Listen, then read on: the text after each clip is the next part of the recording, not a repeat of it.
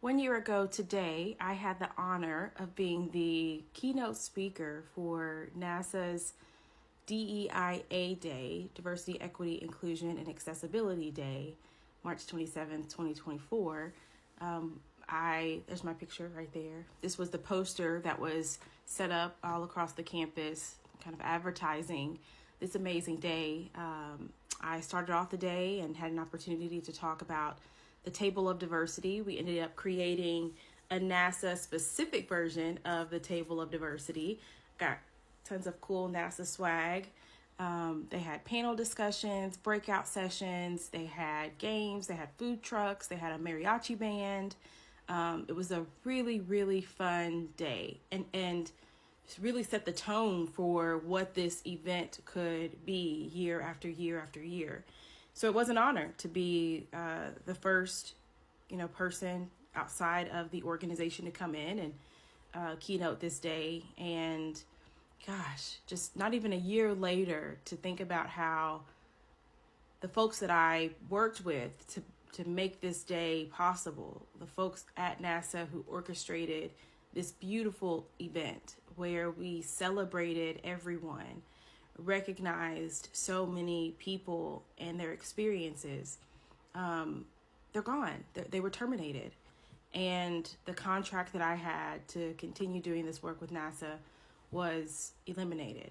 And today's bittersweet. It's a bittersweet day because, I think back to this day, and NASA was so gracious to allow me to bring my family. I have a 4-year-old and a 2-year-old, and my 4-year-old, he was 3 at the time, was just so excited to see the rockets and to see astronauts and in person. He got to all these things that he had read about in books and was learning in his school. He got to see it in person.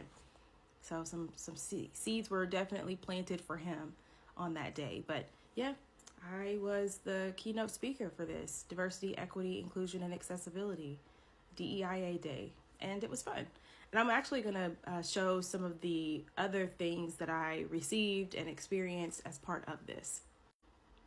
This is the NASA specific version of the table of diversity, and this is the first time and the only time that there has been an organization specific version of the table of diversity. So NASA was the first and has been the only organization that was interested in creating a version of this table of diversity for their workforce, for their entire team. And so what we found is when we created this, it worked for all government officials. So it's not just NASA that could utilize this, but it was fun. It was fun creating this and working with their team and getting this done. After I facilitated the keynote presentation, some of the leaders of NASA presented me with this. It is just like a plaque or certificate that I keep hidden and wrapped up so nothing can happen to it. But they presented me with this really cool plaque that I could hang up and probably will at some point. Get it framed and hang it up. But this is what they present to all of the people from, the civilian world who come in and facilitate some sort of service to NASA. So that was cool. This is the stage that I was presenting on, which was really, really cool. And I didn't pan to the rest of the room, but there are flags of all the different countries around the world lined up on each side of the room. And so, yeah, I was just right up on the stage presenting, and on the screen there is Bill Nelson. He's the NASA administrator, sharing a message before we get started.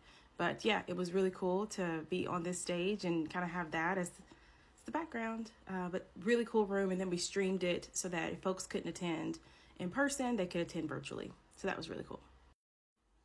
One of the really cool things about going to NASA, they allowed me to bring my family, and then they provided us with a tour guide to give us a tour of all of the grounds, all of the campuses. And so this is where the astronauts train. So we had an opportunity to see astronauts, in this, it's an Olympic-sized pool, but they are training for a mission. And so that was really cool to see how everything underwater looks like what it would be if they were in space.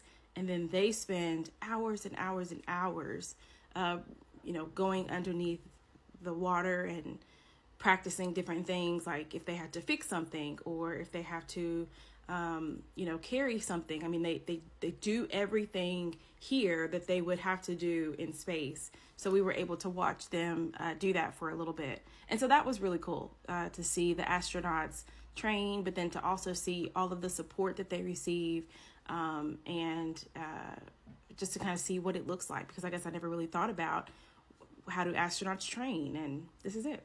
So that was cool. And then the other really cool part of this trip was seeing mission control, and we were able to see the old mission control. So if you think about, Houston, we have a problem. When we, went to space, we went to the moon, there was mission control, and that famous scene that we see in the movie, this is it. This is where all the action took place. So they've actually made it into a museum, and they've restored it. So you can't physically go in there, but there's a little room that you can sit in, and it walks you through this kind of presentation of what that moment looked like then when it happened. And so you can see the charts up on the screen. There's videos. There's the call that happened between the president and the astronaut. There's reporters, kind of reporting what's happening and when. So it was really cool to see. And it looks the same. So you go in there and there's papers on the desk. There's the telephones that they used. There's even ashtrays with cigarettes. There's, coats hanging on the back of chairs to kind of give you the feeling that folks just stepped out maybe for a coffee break and they'll be back any moment to continue the mission. You can even see on the far side there's coffee cups and plates. So they actually had folks who were in the room donate some of the material so that they could replicate this space and make it look like it did back then. There's also a coat hanger where you can see the coats and just all sorts of things to really make you feel like you're stepping back into time. So this was a really cool experience to kind of be in the room where the magic happened, and to see what that looked like. So this is the director of the Johnson Space Center, Vanessa, and she's the first Black woman to be a director of a NASA site, which was really interesting to meet her and to learn a little bit more about her history and the work that she's doing, which, I want to emphasize that there's people that were impacted by the work that we did a year ago. And that's why this is a really bittersweet moment, because when, DEI was, cut out at the federal level, it impacted people. The team that I worked so closely with to orchestrate this day are no longer there. The contract that I had to continue doing some of this really important work was canceled. It was eliminated.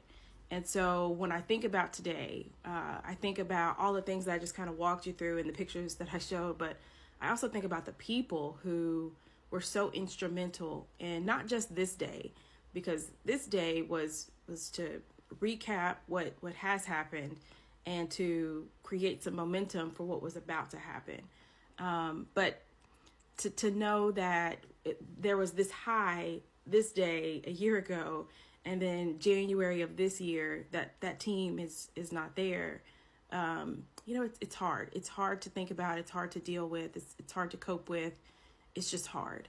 And so, when I'm still doing this work, obviously not with NASA, but it's a day that I hold near and dear. I've still rep my NASA gear proudly and excitedly. But as you're thinking about, DEI, DEIA, I really want you to keep moving forward. Be bold, be courageous, keep speaking up, keep being seen. Let people hear your voice, because this work really does matter.